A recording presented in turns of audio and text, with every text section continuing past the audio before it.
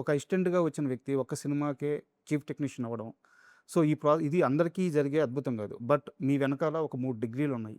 అద్భుతమైన education background ఉంది. అవును. సో, మీ కెరీర్ ఇంత ఫాస్ట్‌గా గ్రోత్ అవ్వడానికి ఎడ్యుకేషన్ ఎంత ఉపయోగపడింది? ఈ ప్రశ్న ఎందుకు అడుగుతున్నానంటే, ఏ చదువు సంధ్య రాని వాళ్ళు, ఏమీ చేతగాని వాళ్ళు సినిమాల్లోకొచ్చి బతుకుతుంటారు అని జెప్పి ఒక తప్పుడు అభిప్రాయం బయటుంది. వాళ్ళకి తెలియాలని ఈ క్వెషన్ అడుగుతున్నాను. 100% అండి.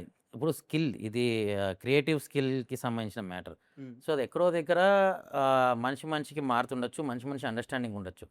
బట్ నేను చేసే జాబ్ ఏదైతే ప్రొడక్షన్ డిజైన్ ఉందో, దాంట్లో వాస్ట్ నాలెడ్జ్ అన్నిటి మీద ఉండటం అనేది చాలా కరెక్ట్. Need and necessity. ఇప్పుడు నిజంగా ఇలా ఉండేదా? ఇది కరెక్టా? కాదా? ఈ గన్ను వాడొచ్చా? వాడకూడదా? హిస్టరీ అవ్వచ్చు. హిస్టరీ మీద నాలెడ్జ్ అవ్వచ్చు.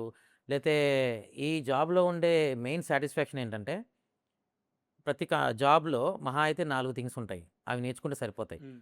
ప్రొడక్షన్ డిజైన్‌లో ఏంటంటే, ప్రతి సినిమా కథని బట్టి number of things Calcutta base అవ్వచ్చు, లేతే ఫారెన్ అవ్వచ్చు, ఇంకేవచ్చు.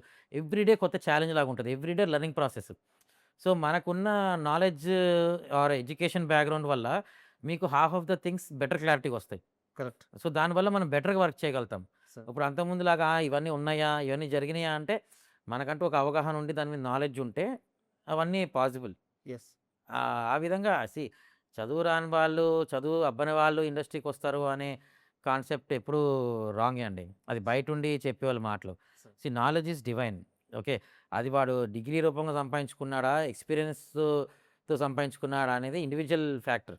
సార్. సో, ఇండస్ట్రీలో ప్యాషన్‌తో ఉంటేనే ఇండస్ట్రీకొస్తాం. చదువు లేకపోతే ఇండస్ట్రీకి రాం. సో, ఆ ప్యాషన్ అనే వర్డ్ జనాలు అర్థం చేసుకుంటే బావుంటది.